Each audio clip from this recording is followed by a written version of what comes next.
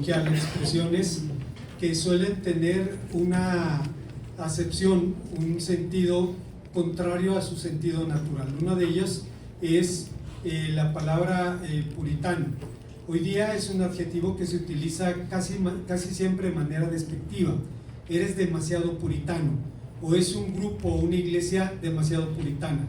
Pero la verdad, hermanos, es que el puritanismo fue una era de desarrollo en el mundo evangélico, la era de oro de las letras evangélicas. Fue la era de Matthew Henry, el comentarista bíblico, de John Bunyan, el autor del Progreso del Peregrino, de Jeremías Burroughs, el autor de El Contentamiento, la rara joya del carácter cristiano, de Jonathan Edwards, el autor de Afectos Religiosos, o de John Owen, el autor del himno Gracia Admirable. En ese tiempo también John Milton escribió El Paraíso Perdido, que con sus 10,000 versos es el poema épico inglés por excelencia.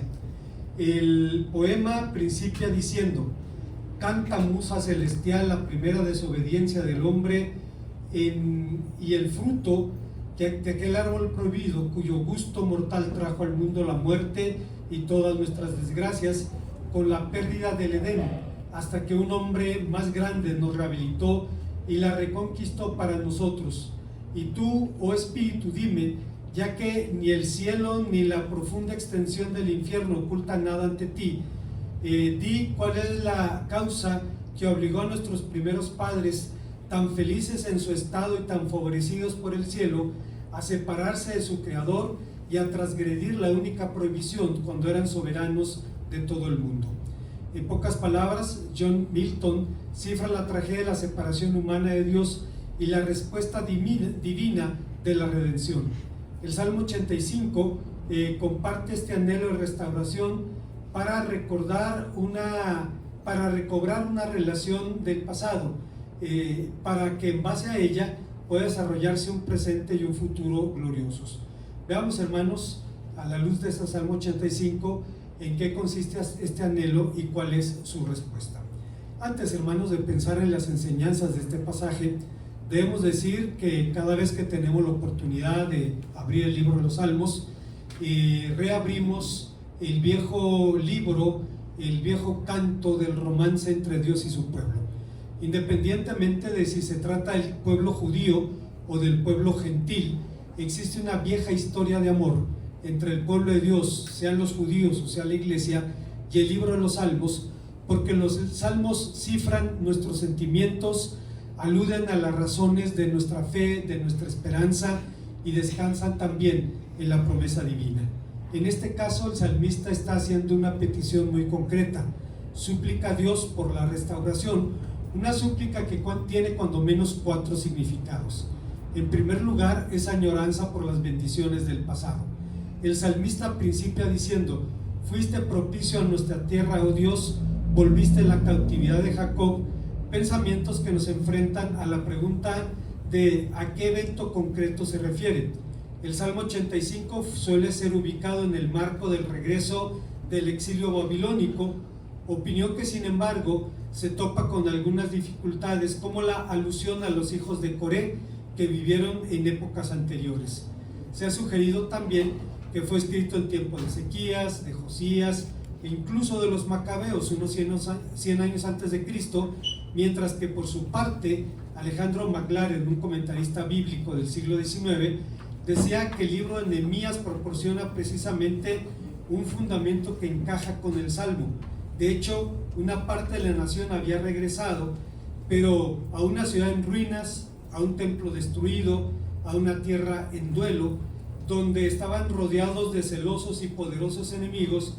Incluso si este salmo perteneciera a otra época, el pueblo de Dios se encuentra en esta condición de vez en cuando, y esto hace hermoso a este salmo, nos permite recordar sus promesas y nos permite recordar cuán adecuado es para enfrentar la adversidad. Y es que tarde o temprano, todos los creyentes individuales, instituciones cristianas, iglesias locales, denominaciones enteras, nos topamos con la necesidad de una restauración espiritual.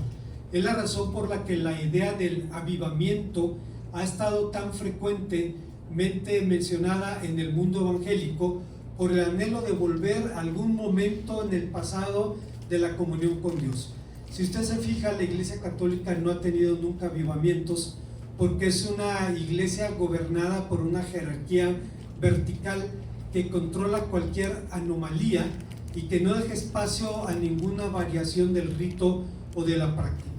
Bueno, todos los cristianos, las iglesias, las denominaciones, en algún momento podemos sentirnos en la necesidad de una situación de restauración espiritual. Y esto es expresión de nuestra propia condición humana. Este canto fue diseñado para tiempos cuando la desobediencia del pueblo le quitó la paz y la abundancia prometida en Levítico 26. Pero entrando en materia, suele ocurrir como suele ocurrir en el Salterio, este salmo principia con su propia conclusión. Hay un criterio de interpretación que es casi infalible en el libro de los Salmos. Si usted quiere saber de qué habla un salmo, tiene que ver el primer versículo. El Señor es mi pastor, nada me faltará. Los siguientes 5 versículos van a explicar lo que eso significa, pero la primera declaración es el contenido general del salmo. Bueno, esto ocurre, hermanos, también con este canto, en donde se da testimonio de la gracia de Dios. Dice que el Señor ha sido propicio a su pueblo, y la palabra propicio significa ser bueno o ser favorable. No nos reunimos el día de hoy para tener una clase de gramática, pero eventualmente el ver algunos rasgos gramaticales del texto nos ayuda a entenderlo mejor. En la lengua del Antiguo Testamento existen lo que se llaman verbos estativos. Son verbos de estado y no de acción, es decir, describen la condición de una persona y no su acción. Ser fuerte, ser gordo, ser pesado, son verbos estativos. Y aquí se dice, fuiste propicio a tu pueblo, oh Dios. Está describiendo la bondad de Dios, el amor de Dios como una de sus características propias, como uno de los rasgos de su personalidad y de su naturaleza. Y por esa razón, la declaración del autor es un testimonio contundente de la gracia. Dice que el Señor perdonó la iniquidad de su pueblo, que cubrió sus pecados, dice en el versículo 2. Agustín de Hipona, que fue el pensador más grande de la antigüedad cristiana, diría respecto a este salmo: si Dios cubre los pecados, no los quiere advertir. Si no los quiere advertir, no los quiere considerar. Si no los quiere considerar, no los quiere castigar. Si no los quiere castigar, no los quiere reconocer, porque prefiere perdonarlos. Con estas palabras, Agustín no hablaba como un pregonero de la gracia barata, no hablaba como un vendedor de indulgencias, simplemente daba testimonio de la gracia de Dios en su vida personal. En otras ocasiones hemos mencionado que Agustín tuvo por madre a Mónica de Hipona, una mujer de excepcional virtud. Cuando Mónica era niña y de pronto la mandaban a traer vino de la bodega, a ella le gustaba regresar tomando vino, hasta que, sí, era una niña, pero le gustaba. Y su nana la descubrió y le puso de apodo borrachina. ¡Ay, viene la borrachina! Y dice, nunca más volvió a tomar alcohol, la niña. Crió a Agustín, y a los 16 años vivió una vida tremendamente disipada, y él oraba todos los días por la conversión de Agustín. Y dice San Agustín en sus confesiones que su madre oraba y lloraba todos los días por él, y que cuando se sentaban a comer juntos, dice, era casi imposible convivir, porque la madre siempre estaba con el dedo en el renglón, quería que él se convirtiera, y él obviamente no quería nada de eso. Un día Mónica soñó que estaba llorando, y de pronto se acerca un ángel y le pregunta, ¿por qué lloras? Por mi hijo Agustín, porque está perdido, está muerto. Y le dice el ángel, mira a tu lado, y voltea y ve a su hijo allí. Y dice, entendió que era una respuesta que Dios le había dado y que su hijo se iba a convertir. Pasarían todavía años, pero finalmente llegó ese día. Cuando Mónica tenía poco menos de 50 años, le dice a Agustín, dice: ya nada me retiene en este mundo, no hay nada que el mundo me ofrezca que me haga desear quedarme en él. Dice: lo único que me mantenía viva en este mundo era mi ruego a Dios de verte cristiano. Y vaya qué tipo de cristiano llegó a ser. Y decía: ahora no hay nada que el mundo me ofrezca que me haga anhelar quedarme aquí. Bueno, Agustín lo sabía de manera personal, pero el salmista principia poniendo su mirada en el pasado, lo que nos lleva a la pregunta: ¿debemos mirar en la vida cristiana en esa dirección? La respuesta depende de lo que querramos decir con esta pregunta. Si por mirar al pasado significa pretender que el tiempo se detenga y centrarnos en el pasado, en rituales, en tradiciones, lo primero es imposible, lo segundo es peligroso.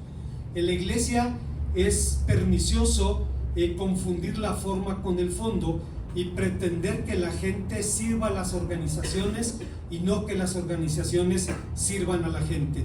Pero si lo que queremos decir con mirar al pasado es reafirmar los fundamentos y aprender las lecciones que pueden enseñarnos nuestros mayores, esto solo es necesario, sino que también es imprescindible. Es como decía el profeta Jeremías en el capítulo 6, versículo 16 de su profecía: parémonos por los caminos a mirar y preguntar por las sendas antiguas cuál sea el buen camino para andar en él. Pero no debemos ignorar que todos los grupos cristianos podemos encarnar la novela de Ernest Hemingway que se llama El viejo y el mar. Hemingway escribió esta novela y su protagonista tomó el modelo de un pescador cubano.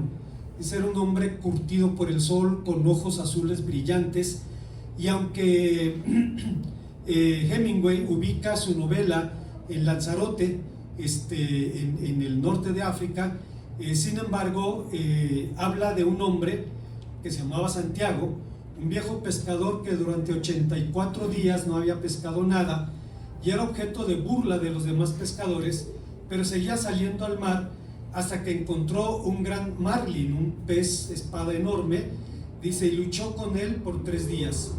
Con sus últimas fuerzas, Santiago consiguió vencer al pez y arrastrarlo en su bote hasta llegar a tierra, pero mientras se dirigían a la costa, el marlin era devorado por otros peces, y cuando por fin Santiago llegó a tierra, descubrió que había dado la pelea de su vida y había llegado arrastrando un esqueleto. Las tradiciones son útiles, pero no son palabra de Dios, y pueden convertirse en grilletes de bola. Decimos esto porque se dice que la vida es como un tren donde algunos viajan mirando hacia adelante y otros viajan mirando hacia atrás. Pero mientras los optimistas dicen que lo mejor está por venir, los pesimistas dicen que todo tiempo pasado fue mejor. Pero el apóstol San Pablo lo tenía claro. En su carta a los Filipenses, en el capítulo 3, afirma de manera contundente: olvidando lo que está atrás y extendiéndome lo que está delante, prosigo a la meta, al premio del supremo llamamiento de Dios en Cristo Jesús. Hay una segunda enseñanza que encontramos en esta súplica por la restauración, y es que es un ruego por una restauración presente. Esta súplica había sido expresada ya en el Salmo 80:20. Señor Dios de los ejércitos, restáuranos, haz resplandecer tu rostro sobre nosotros y seremos salvos. El término que Reina Valera 60 traduce como restaurar es el verbo que significa voltear o hacer volver, el verbo shub, que se utiliza por ejemplo en Cantar de los Cantares, cuando el autor de Cantares dice shubi shubi shulamit, vuélvete, vuélvete Sulamita, vuélvete, vuélvete para que te miremos. Recuerdo un anciano creyente en Chihuahua que iba a la plaza pública, allá al jardín principal de Chihuahua, a compartir el evangelio todas las tardes. Y un día se topó con un hombre que se quiso poner intelectual con él y le dice: a ver, descríbeme la idea de arrepentimiento. ¿Qué significa la palabra arrepentimiento? Y el hombre no tenía los recursos para responder esa pregunta, pero le dijo: bueno, mire, arrepentimiento es que yo caminaba para allá, dice, y en algún momento di la vuelta y estoy caminando para acá. Pues es el concepto bíblico, exactamente volverse, darse la vuelta. Cuando dice el salmista, restáuranos, utiliza la palabra haznos volver, que en este contexto alude a la idea de regresar a un punto del pasado. Pero el objeto de la conversión es el retorno a la relación original con el Señor.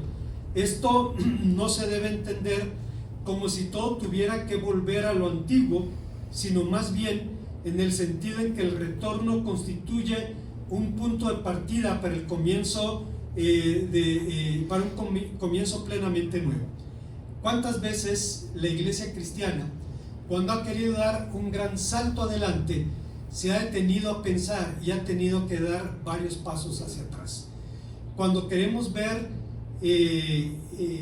descubrir o redescubrir los principios que hicieron de la iglesia primitiva una potencia religiosa, una potencia espiritual, tenemos que ver qué cosas hicieron a la iglesia llegar a ese punto. Hay un predicador relativamente joven, norteamericano, que fue presidente de los Bautistas del Sur y escribió un libro sobre la renovación precisamente. Y el hombre dice que tuvo la oportunidad de visitar la isla de Cuba. Dice, en Cuba usted no va a encontrar grandes templos, no va a encontrar mega iglesias. Las iglesias de 100 años pueden tener templo. Se están cayendo a pedazos, pero ahí están los templos. Pero la mayoría de las congregaciones no los tienen. Y entró en contacto con una congregación pequeña que no tenía recursos económicos, no era muy grande la iglesia, pero había plantado 60 iglesias. Una sola congregación pequeña se limitó a seguir la Gran Comisión, a hacer lo que decía el libro de los Hechos, y dice, nada espectacular, nada ruidoso, no manejan ningún presupuesto excepcional, la mayoría de la gente es pobre, pero se comprometieron con la palabra de Dios y sin necesidad de apelar a esas grandes cosas pudieron hacer la tarea, pudieron cumplir con la Gran Comisión. Bueno, hermanos, esto una vez más nos permite recordar que cuando el salmista habla de restaurar, está hablando de volver a una situación del pasado que es el punto de partida para un futuro mejor. Pero la alusión a la tierra, a la lluvia, a la cosecha, hace que algunos intérpretes imaginen este salmo en el tiempo de sequía. Yo recuerdo hace algunos años, en la comarca lagunera hubo una sequía tan grande que si usted caminaba en el campo, cada paso que usted daba en la tierra parecía un cañonazo, saltaba una cantidad de polvo porque la tierra estaba totalmente seca. Fueron años de sequía y cuando llovió por primera vez, los papás sacaban a niños de 6 o 7 años a que conocieran la lluvia y los niños estaban maravillados de que estuviera cayendo agua del cielo porque nunca habían visto algo semejante. Las sequías pueden ser devastadoras y algunos comentaristas aluden a la idea de que este salmo fue escrito para un tiempo de sequía, pero de la única sequía de la que el texto nos habla, de la sequía verdadera de la que la palabra de Dios nos habla aquí, es una sequía espiritual, es una sequía moral, y la razón es evidente, porque el salmista pregunta, ¿vas a seguir enojado con nosotros de generación en generación? Tu enojo no tendrá fin, por favor, vuelve a nosotros y danos vida de nuevo. Comentando estos versículos, San Agustín dice que, Agustín fue a las causas más que a los efectos. Dice, por la ira de Dios somos moldados y por la ira de Dios comemos de la tierra pan con escasez y con sudor de nuestro rostro. Esto fue lo que oyó Adán cuando pecó, y en aquel Adán éramos todos nosotros, porque en Adán todos mueren. Lo que él oyó nos acontece también a nosotros que aunque no existíamos, estábamos en Adán. Por tanto, cuanto a él le sucede, también nos sucede a nosotros, y por eso hemos de morir, ya que nos hallamos todos en él. Cuando ya habían nacido los hijos, los pecados que cometieron los padres no se les imputan a los hijos, ni tampoco los de los hijos a los padres. Cada uno debe ser responsable por sus actos. Pero lo que arrastró nuestra raíz respecto a la mortandad la recibió de Adán. ¿Qué es lo que ha arrastrado? Esta tragedia de la carne, esta fragilidad de la carne, esta tormenta del dolor, la miseria que nos rodea, la muerte a la que estamos todos sujetos, las tentaciones que nos acechan. Todo esto lo lleva a nuestra carne y es ira de Dios, porque es castigo, porque un día vendrá cuando seremos regenerados, cuando lleguemos a ser hombres nuevos, y por la resurrección todas aquellas mortalidades queden eliminadas y tendrá lugar la restauración total del hombre. Y así como todos mueren en Adán, así todos recuperarán la vida en Cristo. Como dijimos al principio, el tema de este salmo es atemporal, cifra nuestra necesidad constante de comunión con Dios, porque fuimos creados justamente para eso. La confesión de Westminster sigue diciendo: el fin último del hombre es glorificar a Dios y disfrutar para siempre de Él.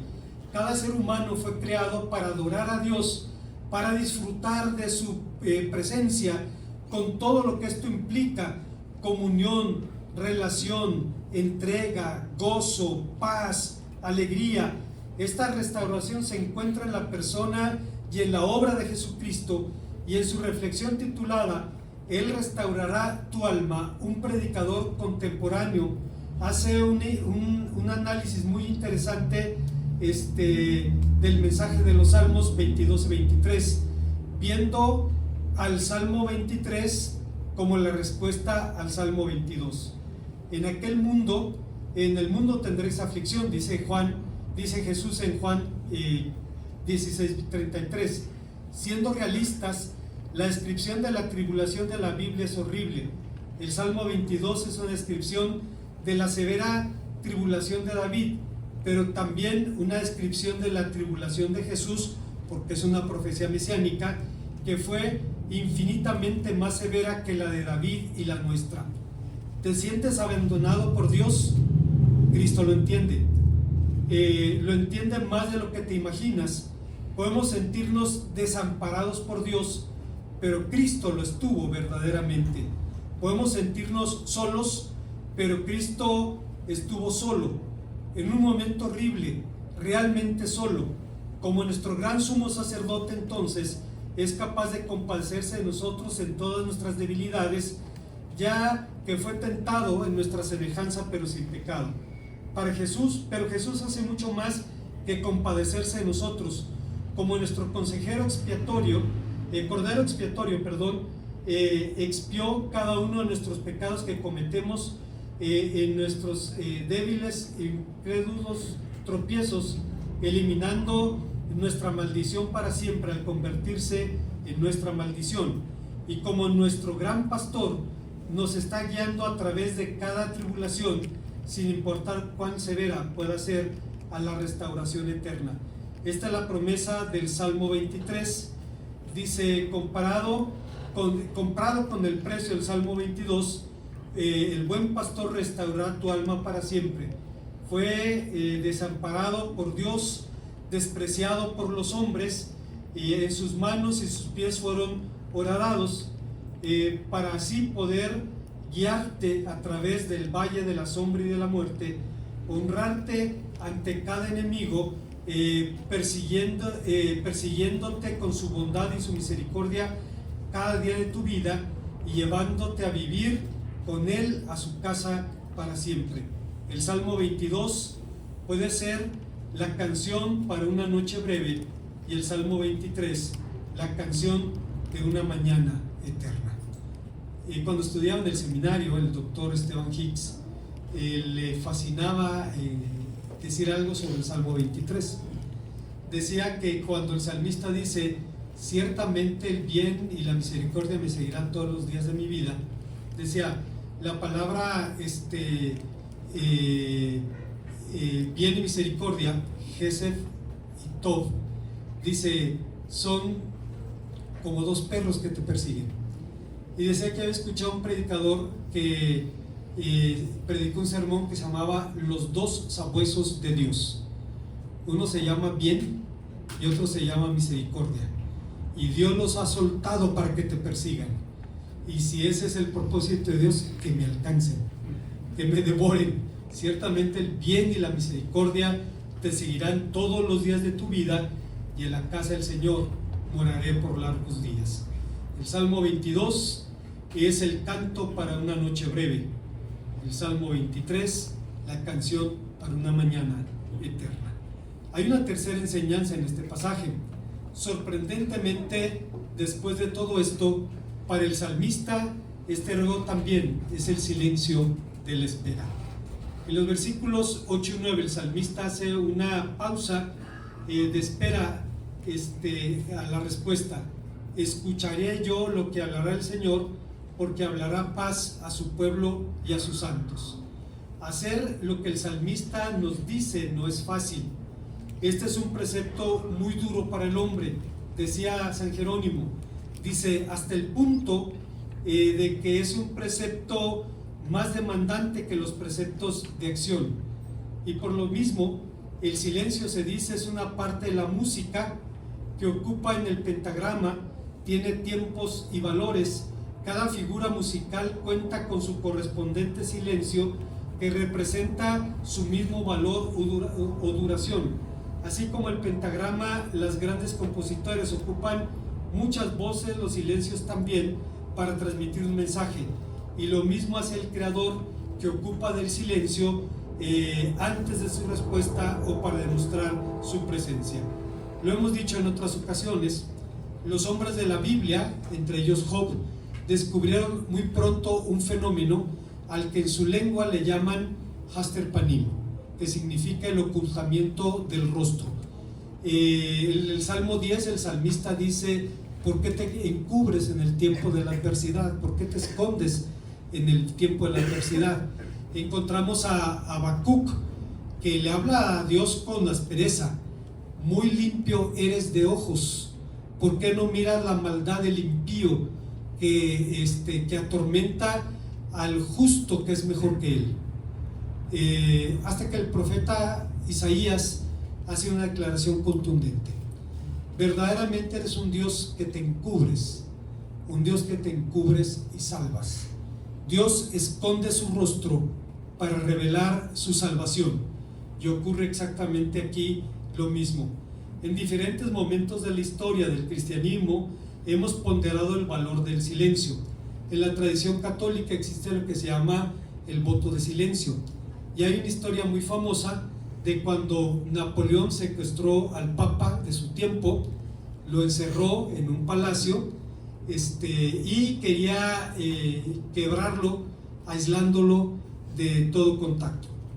Pero Napoleón nunca entendió algo, y era que el Papa había sido monje, y entonces los monjes pueden pasarse la vida sin hablar, pueden tener votos de silencio. Y el hombre pudo pasar el tiempo que lo tuvo Napoleón encerrado y simplemente no le afectó en lo más mínimo, porque estaba entrenado con décadas de votos de silencio. En el mundo evangélico también hay una tradición silenciosa, y es la de los Quaker, la de los cuáqueros, los temblorosos. Eran personas que en algún tiempo tenían servicios como los nuestros, pero en algún momento decidieron que cada vez que se congregaran era importante callar a la carne, callar a la religión humana, callar al conocimiento humano, para que quien les hablase fuera el Espíritu de Dios. Y algunos de ellos empezaban a orar y empezaban a temblar al sentir la presencia del Señor. No estoy hablando, hermanos, de cambiar de liturgia, porque si vamos al Nuevo Testamento, encontramos que en el Nuevo Testamento el hablar, el cantar, el predicar formaba parte de la liturgia. Cuando Pablo habla de ello, dice: hablando entre vosotros con himnos, con cánticos espirituales, con salmos. El apóstol San Pablo, cuando habla de la predicación, y era un predicador que predicaba largo, hermanos, se le durmió un oyente y se le cayó de un tercer piso, por el sermón tan largo que tenía Pablo. O sea, no estamos hablando de eso. Lo que estamos hablando es que hay momentos en los que necesitamos callar para escuchar a Dios. Decirle: Señor, tú sabes mejor que yo lo que creo, lo que quiero, lo que necesito, pero quiero callarme para que hables tú. Háblame tú, permite entender tu voluntad y hacerla. El silencio nunca fue la meta de las religiones de los cuáqueros.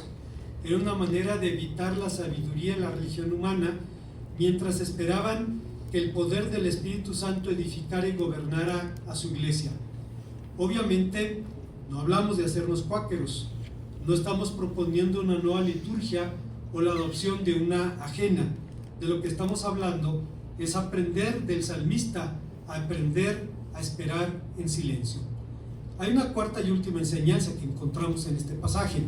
El salmo es una súplica por la restauración, que es regocijo también por la promesa divina. Finalmente, el salmista alude a las promesas divinas de restauración diciendo: cercana está tu salvación a los que te temen, para que habite la gloria en nuestra tierra. Versículo 9. Juan Calvino decía de este texto: aquí el salmista confirma su declaración hecha en el verso anterior. Se anima a sí mismo y anima a los siervos de Dios en la esperanza que, aunque aparentemente Dios estaba lejos de su pueblo, sin embargo la liberación estaba cerca en su mano, porque es cierto que Dios mira en lo secreto a aquellos a quienes parece haber abandonado abiertamente. Si usted recuerda, hay un pasaje donde el Señor Jesús por primera vez se separa de los discípulos. Están en la orilla del mar de Galilea y el Señor obliga a los discípulos a subir a la barca para que se vayan sin él. La palabra griega dice: los forzó a embarcarse.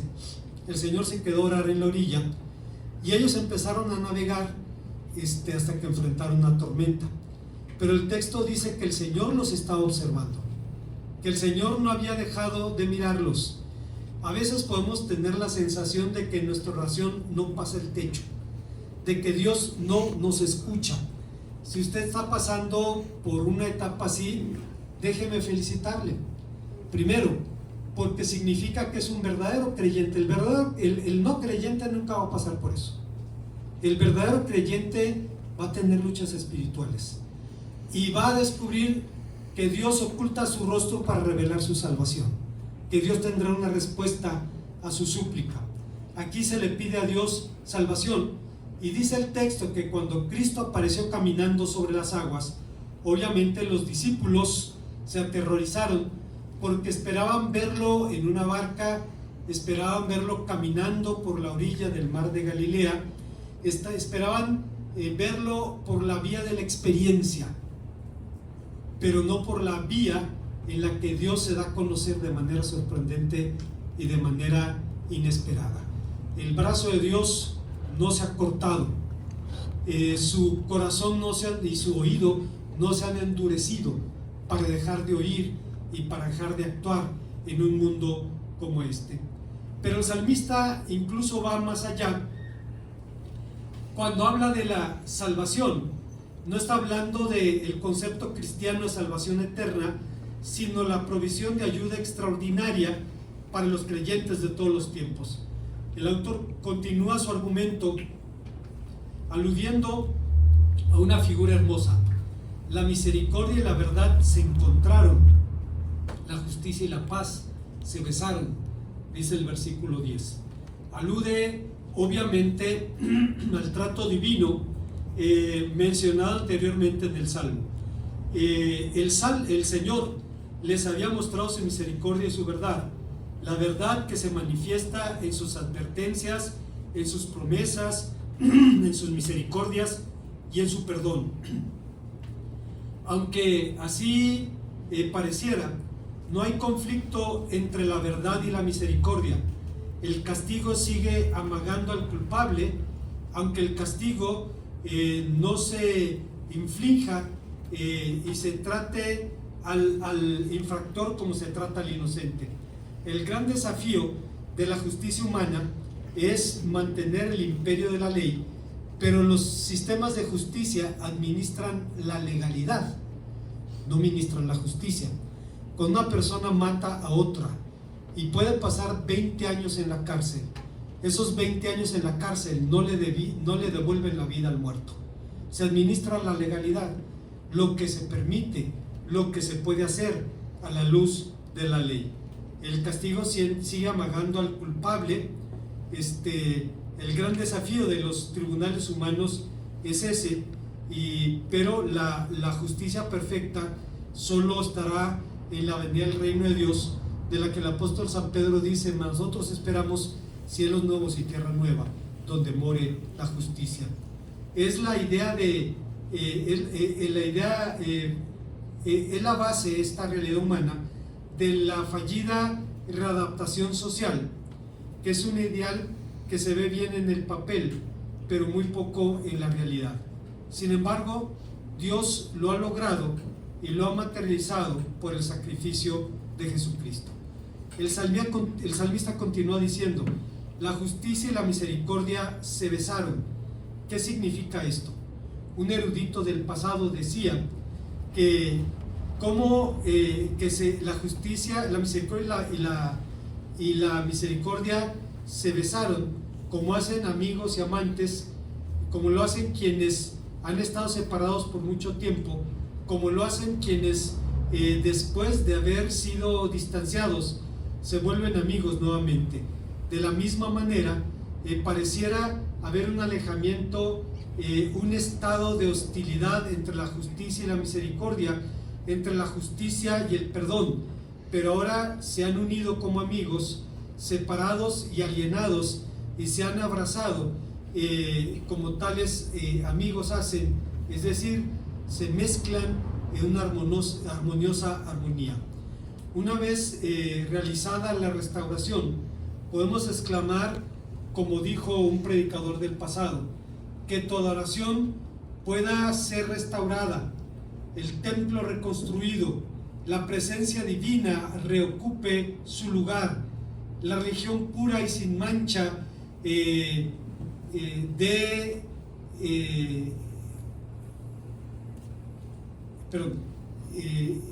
lugar a la presencia divina, que recupere su lugar, dice, para que podamos experimentar todas y cada una de estas bendiciones. Ageo había dicho que la gloria del último templo sería mayor que la del templo de Salomón, pero cuando Ageo y su generación regresaron y reconstruyeron el templo, era sombra y figura de lo que había sido. ¿Por qué entonces Ageo dice que sería más glorioso que el de Salomón? Dice, porque ese templo que empezó a reconstruirse en el tiempo de Ageo, de estos profetas, sería visitado por Cristo. Su gloria no estaría en sí mismo, sino en aquel que un día pisaría ese lugar y diría: derriben este templo y en 3 días lo levantaré. Finalmente, el salmista concluye con una imagen hermosa: el Señor dará también el bien, y nuestra tierra dará su fruto. La justicia irá delante de él, y sus pasos nos pondrán por camino. El Señor mismo está presente en la tierra. Su justicia camina ante él majestuosamente como un heraldo, marcando sendas a los suyos. Carlos Spurgeon contaba de un príncipe de Chequia, como ahora se llama ese país, Wenceslao, quien llegó a ser canonizado, un hombre piadoso, quien en invierno iba descalzo a visitar una capilla donde hacía sus devociones. Iba descalzo pisando el hielo y la nieve, y uno de sus servidores, no queriendo quedar atrás de su señor, se quitaba también el calzado y caminaba detrás de él con mucha dificultad, casi colapsando por el choque tremendo que significaba el cambio de temperatura. Entonces Wenceslao le dijo: mira, pon tu pie donde yo ya pisé. Y entonces el hombre empezó a seguir las pisadas de su príncipe, y dice, aunque el hielo seguía calando, era más tolerable. En la vida cristiana, hermanos, estamos hablando de lo mismo, pero no estamos hablando de una imitación, estamos hablando de una transfusión de vida, la vida de Cristo en nosotros, a través de la cual podamos dar testimonio al mundo de quién es y de lo que ha hecho por nosotros. Bueno, como conclusión, el anhelo por la restauración palpita en el corazón de cada verdadero cristiano. Jonathan Edwards, se dice, no sé si sea cierto, pero algo hay de razón. Se dice que los puritanos eran como los Alpes y Jonathan Edwards como el monte Everest, un gigante de la fe. Y todavía tiene descendientes, y todos son hombres de bien, jueces, profesores, médicos, generales. Increíble la huella, la influencia de un hombre como Jonathan Edwards. Él, hermanos, hablaba acerca de la vida cristiana y decía algo muy interesante. Decía: entre más ama a Dios un verdadero cristiano, más desea amarle y más le molesta, más molesto se siente por su falta de amor. Entre más odia el pecado un verdadero cristiano, más desea odiarlo y más le duele descubrir cuánto lo sigue amando. Por más que el cristiano pudiera alcanzar en esta vida, no logra sino mojar la punta de su lengua de la gloria futura. El creyente más sobresaliente no es más que un niño comparado con lo que será en el cielo, y por eso los grados más altos de santidad que los creyentes alcancen en esta tierra no satisfacen sus deseos de tener más. Al contrario, están siempre deseosos de seguir adelante. Lo que estaba diciendo es que cuando una persona se vuelve loco por Cristo, se convierte en un loco por Cristo, ya no es suficiente lo que reciba, va a querer más cada vez. Pero como el salmista, no solo necesitamos confesar, sino que necesitamos también la certeza de que Dios está cerca. De esa certidumbre dijo Barth cuando afirmaba: está cerca, pero no como una teoría religiosa. No, la ayuda de Dios es la praxis divina, la práctica divina, y eso implica la palabra cerca. Toca nuestro cuerpo y entra en nuestra vida. La ayuda de Dios está cerca, es decir, no es música del futuro, para días mejores de este tiempo presente, o incluso para una época futura de la humanidad, sino que la ayuda divina es un visitante excelso y extranjero, pero glorioso, que está llamando ahora a nuestra puerta y que desea entrar a donde nosotros estamos. Entendámoslo bien, la ayuda de Dios no es consuelo que nos haga pensar en la eternidad, sino es como una tormenta que llega desde la eternidad e irrumpe en nuestro tiempo. Están cayendo ya las primeras gotas de esta tormenta que trae bendición y solaz. La ayuda de Dios está cerca porque es su ayuda, pero la promesa de esta palabra no se vacía de su propio cumplimiento. La obra de Dios no se detuvo hace 2000 años, no ha enmudecido desde entonces, sino que es precisamente en Jesucristo donde está hablando mucho más alto. Una vez más, el salmista, hermanos, rogaba por una restauración. Hay personas que llegan a las iglesias juzgando de inmediato la vida interna de la iglesia. Esta iglesia es muy fría, esta iglesia debe ser esto, debe ser aquello, y eso me hace recordar una plegaria que los creyentes chinos tienen. Cuando le piden a Dios un avivamiento, le dicen: oh Dios, envía un avivamiento a tu iglesia, empezando conmigo. No voy a ver a mi hermano, no voy a ver a mi hermana, me voy a ver a mí, y voy a ver a Cristo. Y entonces, Señor, trae un avivamiento, empezando conmigo. Oremos al Señor. Gracias, Padre, por tu palabra, porque nos enfrenta a un texto amplio, rico, que nos hace pensar en ese anhelo, en ese hambre y sed que tenemos de ti, de comunión contigo, de que te manifiestes en la vida de tus hijos, de tu pueblo, de tu iglesia. Nos encomendamos a tu gracia en Cristo Jesús.